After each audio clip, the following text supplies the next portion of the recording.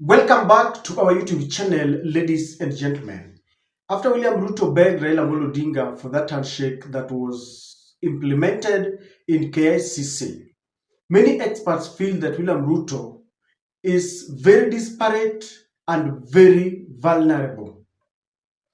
After that handshake, there is this speech that William Ruto gave, showering Raila Odinga with praises, but it also went a long way to corroborate the fact that William Ruto is at his weakest point now and is staring at at a possibility of the collapse of his government if at all he lets go of Raila Odinga. Several months after the elections, I called my brother and I told him, "You have been my party leader. You have been my senior. Today, by God's grace, I'm president. I want you to be treated well.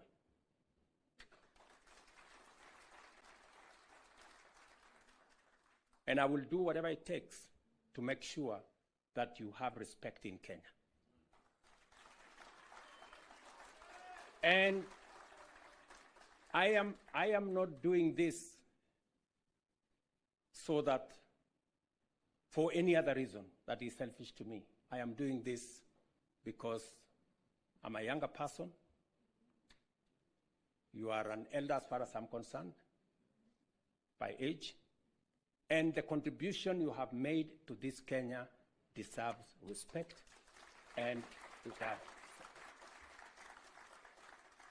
And that is the relationship I have built with the Honorable Raila Odinga.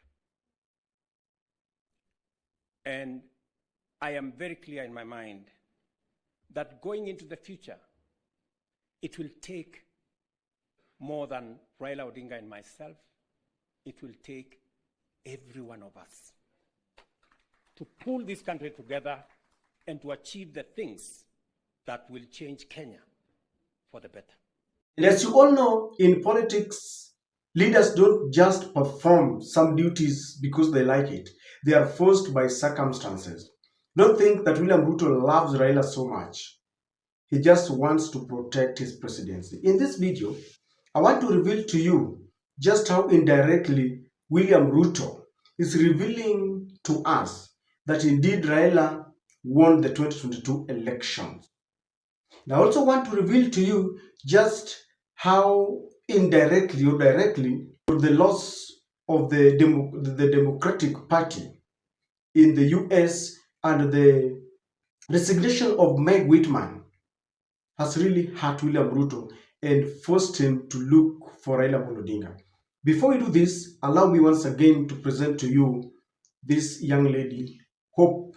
If we don't come out and help her, she is at the verge of dropping out of school. Hello. My name is Raila Kamia, a student at KMTC Thika campus, in my second year taking a diploma in nursing. I'm here to ask for your help to help me raise my fee for this semester. Wazazi wangu hawajaweza kupata pesa ya kulipa fee kwa sababu walipoteza kazi. Nilijoin nursing, nilijoin KMTC 2023 September. Na hiyo semester ya kwanza ilikuwa tu sawa kwa sababu wazazi walikuwa wanaweza kupata pesa ya kukidhi mahitaji yangu, kulipa fee, nini. Ingawa kulikuwa na mashida kiasi, lakini waliweza kunisaidia. Lakini nilipokuwa naingia semester ya pili, wazazi walipoteza kazi na hapo ndio shida ya kulipa fee ikaanza. Na kwa tangu hiyo muda nimekuwa na shida ya kulipa fee, shida ya kupata pesa ya kukidhi mahitaji yangu ya kila siku, chakula, shopping, na imekuwa shida kubwa sana kwa sababu wakati mwingine nilikuwa nalipa fee one day to exam kwa sababu kwa rules za shule wamesema huwezi ukafanya mtihani kama hujalipa school fees yako yote, na ni mtihani na pia assessment za rotation. Na wakati mwingine tunapeleka rotation za nje ya Thika, na hiyo pia inahitaji expenses zingine kwa sababu unafaa kulipia nyumba, maji na stima na chakula huko nje. Na tumefungua tarehe 3 mwezi March, na sijaweza kulipa fee, na kwa juu ya hiyo nimekosa hostel za shule. Kwa hivyo ilibidi nichukue nyumba nje na rafiki yangu ambaye tuna share cost kila kitu. Semester ni 6 months na tunalipa 4k each month for 6 months nyumba sasa. Na sina shopping, ningeomba pia mnisaidie pia niweze hata kupata hela za kufanya shopping na kufanya mahitaji yangu ya kila siku hapa na pale, kwa sababu kwa sasa imekuwa ngumu kufanya hivyo kwa sababu wazazi wangu hawajapata pesa ya kukimu mahitaji yangu. Ningeomba mnisaidie kwa njia yote ile mnaweza, ile Mungu atawaguza vile jinsi ambavyo Mungu atawaguza. Mimi nitashukuru sana na nitapromise ku work hard na ku work smart, niwafanye wote mkuwe proud, sababu nataka kusoma ili hadi mimi baadaye nikuje nikasaidie watu wengine, niwasaidie watu wengine ambao labda wako kwa hali moja kama yangu, na niweze kuwa nurse ambaye atatibu watu na kusaidia watu hapo mbeleni. Asanteni sana na naomba usaidizi wenu kwa njia yote ile ambayo Mungu atawasaidia. Asante. Ladies and gentlemen, I got an opportunity to talk to Hope, and she was telling me that we are her last hope. I mean, she was actually crying because she was telling me that she has not paid anything this semester. The fee is 39,000 Kenya shillings. She missed out on the hostels in school because you can only give an accommodation there once you've paid. But she's not paid anything. She's now sharing a room with one of her friends, and she's afraid that because the friend can only host her for some times, and she can only continue being with the friend with the hope that she'll get the school fees. So she's really pleading. There are two ways of we are doing a 50 bob challenge. I was trying to calculate if we get only 2,000 of us giving 50 shillings each, I believe we'll be able to help her. Now, there are two ways we can pay, and the first priority that I would encourage is that you can pay directly to the school account. And how do they do it? There is an app. I called the school and they're saying you cannot pay directly, and I think those who understand, there is all the medical training colleges have got an app called Jiunge app. I'm told that you need to download this app, then register. It will require your email address and the password to the email address. Then you will search for take a medical training. When you get it, it will prompt you to give the admission number of Hope, and the full name of Hope is Hope Rofeka. It will require you to give those two details, the name and the admission number. Once you do that, it will be you will get a page where you are now choosing how to pay. Are you paying directly from your bank or from your M-Pesa? Of course, there is tuition and accommodation. You will choose the tuition. If you do that, kindly share with me your payment so that we reconcile very fast the accounts. But I'm really pleading that we help. In the event that you are unable to download that app, or you feel it's a process, you can send directly to my number there. Frederick Oko is the name. We really hope that maybe by Monday we shall have gotten this money. She's beseeching us to give her the school fees, the accommodation, and some personal items, by the way. And I believe we can do it. If you feel touched, please let us come out in a big way and help her. So, ladies and gentlemen, it is very clear that William Ruto did not look for Raila Odinga because he likes Raila. As a matter of fact, William Ruto stole Raila's votes. He promised to take Raila to Bondo, and he has always called Raila Bwana wa Kitandawili. So what are some of these things that prompted William Ruto to look for Raila? You remember, he was so much desperate that he stayed managed. Immediately Raila lost the African Union Commission chairperson bid. He called Raila to Mombasa just to show Kenyans that they were about to sign some documents, and now they are together. And I want to tell you that by accepting to work with Raila, Rigathi Gachagua was saying that if Raila tells William Ruto to wipe his feet, William Ruto will do it without question. Why would William Ruto be so much disparate? And I want to submit to you, I could be wrong, but I want to submit to you that it is a clear indication that Raila won last year's elections. There is no way you can be very ready to work with your opponent just like that. Ruto knows very well deep down his heart that they interfered with the election. That's why he feels, number one, he feels guilty, and he feels very free to work with Raila Odinga, because he knows very well they never won.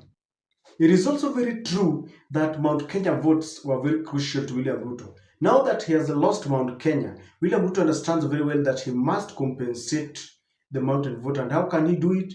Just by going to Raila Odinga. And you must agree with me that Gachagua was and is still a very lethal man.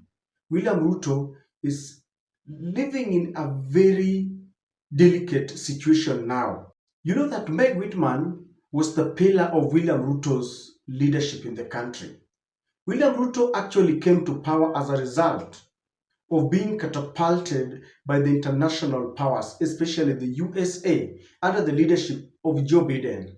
When Joe Biden supported Kamala Harris and Trump triumphed over them, William Ruto was left a shell. He was further dented when Meg Whitman resigned from office.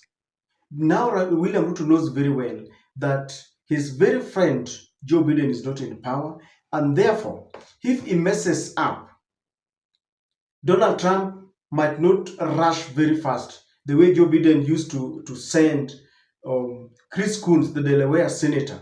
Immediately, Raila was on the street, Delaware senator would be here talking of a handshake, pleading, and William Ruto was very proud because he knew very well that just a phone call and the USA would send someone. Meg Whitman was there as a prefect. He has lost Meg Whitman, and he knows very well he has lost Rigathi Gachagua and the mountain support. He has lost Meg Whitman, and that has left him naked. So there was nothing he could do except to go for Raila Odinga. Why? William Ruto was given a red card June last year when Gen Zs went to the street and told him, "We cannot allow you to govern us the way you want." And they rejected the finance bill and the cabinet and all that.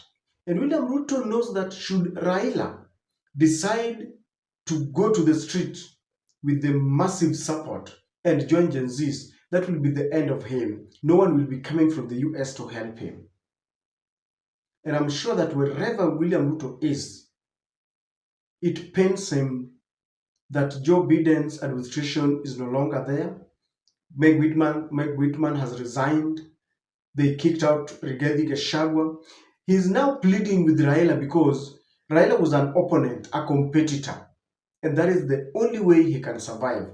I understand that whatever they sent today is like a 50-50 kind of power sharing deal, and Ruto is willing to give in to the demands of Raila Odinga. Remember when he was challenged to give Raila what they've never had since independence, like the position of the finance CS. He was willing. Attorney General, he was willing. So Ruto is very afraid of the moment. That's why Gen Zs are now calling Raila a traitor. They feel you would have left for us this Ruto so that we can deal with him. Because, truth be told, the reason why William Ruto is still breathing, the way Rigathi Gachagua puts it, Raila is the support machine for William Samoei Ruto. It is like William Ruto is in ICU. He's become very unpopular with the Gen Zs, with the Kenyans. The university funding model is not working. There are a lot of abductions. SHA is not working. People are losing their lives.